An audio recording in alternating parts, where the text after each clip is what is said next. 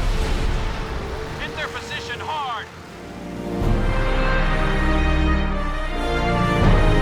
Hey guys, welcome back. Today, we're checking out Blazing Angels, Squadrons of World War II.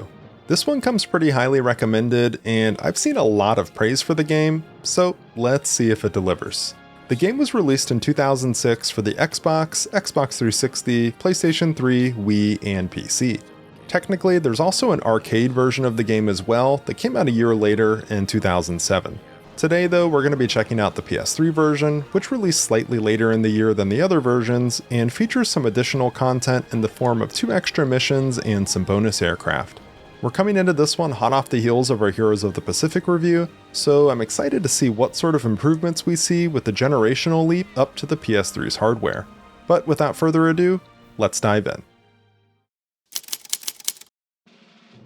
First, we're going to talk story.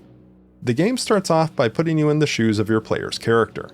The year is 1940. At this point, World War II is in full swing, although the US has yet to get directly involved. There are, however, some American pilots who are looking to help the war effort in a very direct manner, by flying alongside the RAF against the German war machine in squadrons known as Eagle Squadrons. This is where we find ourselves, as a member of the 71st, the first so-called Eagle Squadron that was formed.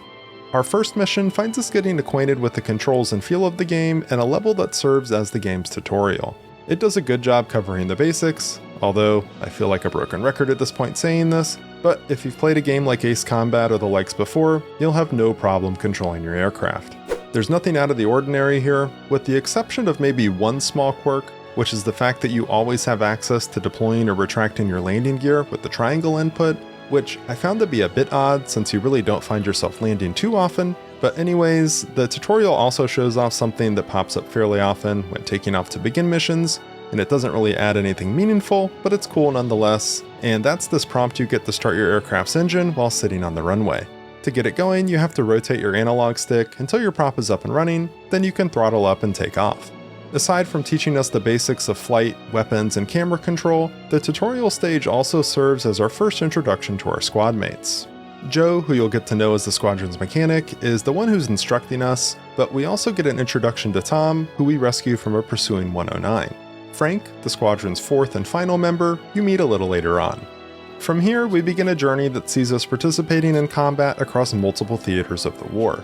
From Dunkirk, the Battle of Britain and the deserts of northern Africa, to Pearl Harbor, Midway, and Guadalcanal, and then back to Western Europe for D-Day, the liberation of Paris, Operation Bodenplatte, and the end of the war.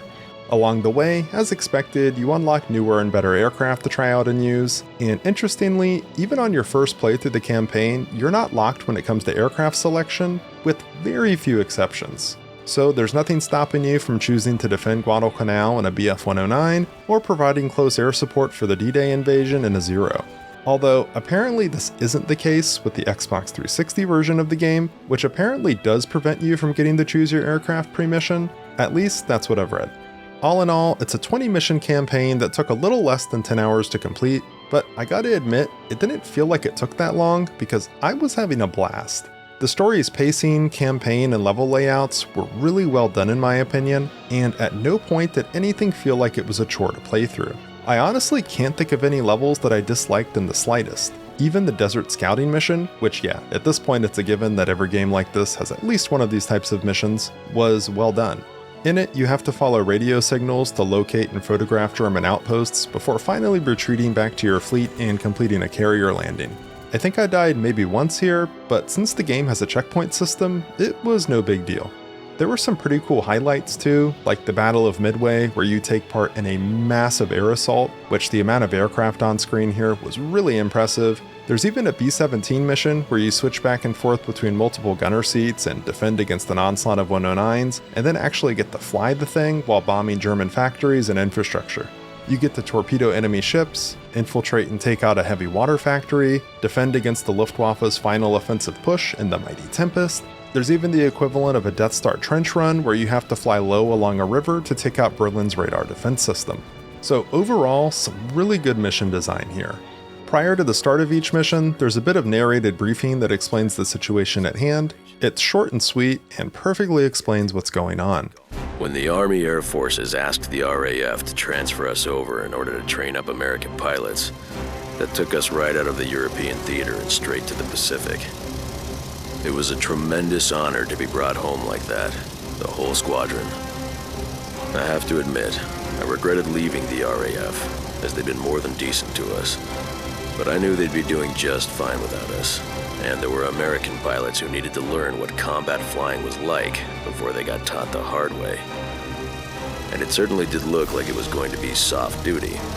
Sure, we wanted to get back in the action, at least I did. But there are worse things than serving as flight instructors in Hawaii. At least, that's what we thought. There are no additional cutscenes that depict other things the squadron is going through. Everything else is handled while in-game via either radio chatter or at the end of the mission with narration from the player character. You don't forget something like Pearl Harbor. You might have seen the pictures, but they can't tell you what it was like. I can tell you what I was doing every second of the battle like it was yesterday. I suspect I always will. Pearl Harbor changed everything, of course. It brought America into the war right and proper. We knew who we were fighting and what we were fighting for. All that was left was to go out and do it. I really liked this take on storytelling, and as the campaign went on, I found myself getting really attached to my squad mates. Which, there's going to be a spoiler here if you haven't played the game, but yeah, it made the death of Joe hit really hard. Pull out, Joe! That's an order! Your plane's in no shape to do this! Almost got him! Hey, don't! Joe! He's gone. I'm sorry, Tom. He's gone. Those bastards! It should have been me. Stitching me up real bad. Lay that, Tom. Frank and I need you in one piece if we're going to make it through this. The hell with that. Right now, I just want to tear them all to pieces. Rest in peace, Joe. You were the best damn mechanic a captain could ask for. Even the narration you get upon completing the final mission, where your character is explaining how the rest of your squad mates' lives played out after the war, I gotta admit, it made me feel something. Finally, it ended. We could go home, those of us who survived. People could rebuild, and so could nations. But our work was done. Frank went back to Rhode Island and became a flight instructor. Last I heard, he got married and had half a dozen kids, and never missed an opening day at Fenway as long as he lived. Tom went to work for one of the airlines as a pilot, and kept flying as long as they let him. He died in his sleep a few years back. Frank and I were pallbearers at his funeral. As for me, well, I lived my life, which is all you can really ask a man to do. I'm proud of what we did and what we fought for. In our own way, we helped see the world through one of its darkest hours. And we didn't do it for glory or to impress pretty girls. We did it because it was what had to be done.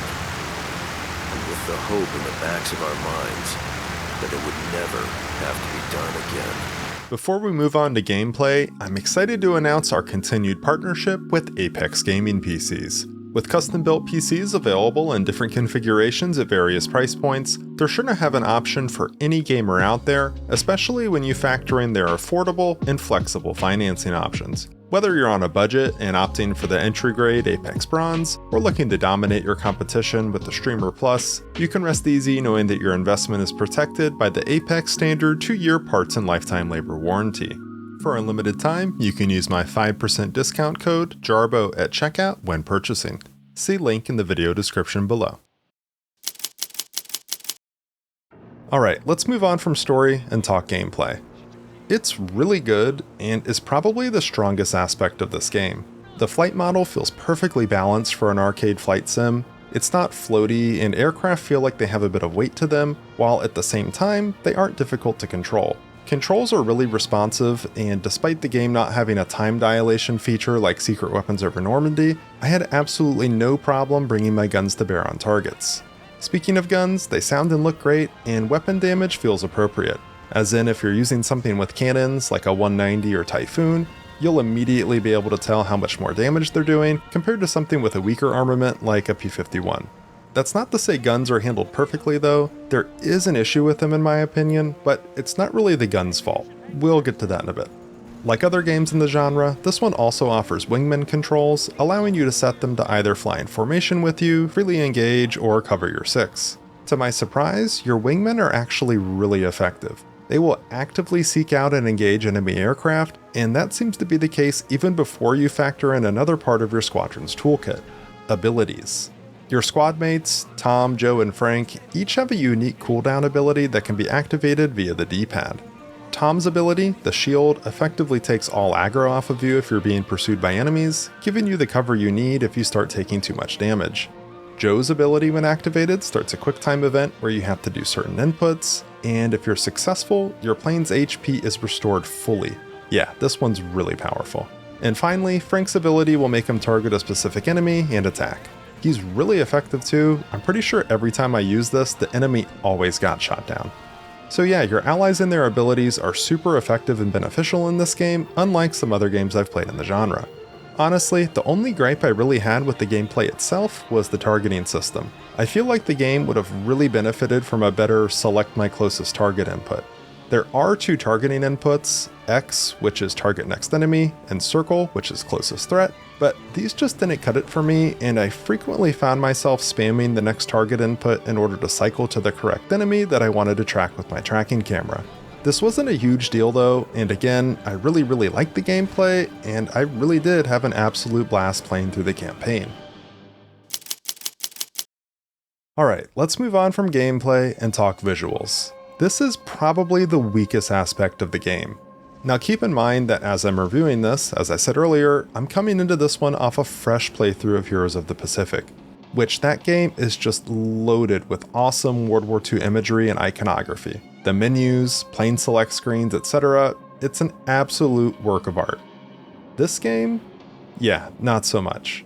The colors are just very bland everywhere you look, and I'm not sure if this was done intentionally or if it was a bit of a blunder. It's not so bad while you're actually in mission, and I mean I get it, it's a World War II game. It's not supposed to be happy and cheerful looking, but the menus and everything else outside of gameplay is just really dull. There's just no character to any of it. Feels like the game could have really benefited from a redesigned UI or menu. Thankfully, as I mentioned, the in-game visuals don't suffer too badly, and I was able to appreciate a lot of it, like the game's pretty impressive plane and damage models. But even in-game, things still aren't perfect. Like for instance, when you fire your guns, there's a really large amount of screen shake, combined with the sort of building bloom effect that occurs. Yes, this does do a really good job of conveying the power of the weapons you're firing, but it does get a little old after a while. The same sort of screen shake effect also occurs when you throttle up all the way, but thankfully it's nowhere near as strong. These 2 things don't by any means make the game unplayable, but I do think it would have benefited from having them toned down a bit at least, and overall I think the game's visuals would have been better off with a slightly more colorful color grade. Moving on from visuals, let's briefly touch on the other game modes this one offers in addition to the campaign. There's Mini Campaign, Arcade, and Ace Duel. Mini Campaign is less a campaign and more just levels to play through. In total, there are 12 missions here, 6 bombing and 6 dogfighting. They essentially boil down to spawning in and destroying a set amount of targets before time runs out. You also don't get any wingmen either, so no healing. These don't really offer anything too crazy as far as gameplay goes. It's pretty much as straightforward as it sounds, and it's sort of just something else to complete. But if you want to unlock all the game's aircraft, you'll need to do so. Arcade is very similar to Mini Campaign, but instead of destroying one set of enemies, instead you face waves. You also get the opportunity to heal yourself between waves too, and if you are able to complete the 3rd and final wave, you're rewarded with a permanent upgrade to the aircraft you completed the run with. So for example here, you can see that after completing the run in my Meteor, I've permanently gained 1 star in both speed and acceleration. This is a great mode to check out if you're looking to try out all the different aircraft you've unlocked without going back through and replaying the story. And finally, we have Ace mode. Here you can choose any of your unlocked aircraft and face off against an ace. It's essentially a 1 vs 1 that pits you up against a fairly strong CPU opponent that will absolutely wreck you if you let them, but if you're careful, you can bring them down without much issue, despite their buffed HP pool. Successfully completing an ace duel grants you the ace title on the aircraft you completed it with, but I'm not quite too sure what that does exactly. At least I wasn't able to tell any sort of difference. If you do know what this does, throw a comment down below. But yeah, that's Blazing Angel Squadrons of World War II. This is a really solid warbird game, and despite the gripes I had with the game's visuals, I still really enjoyed it. Let me know your thoughts on the game down below, and as always, thanks for watching. Until next time.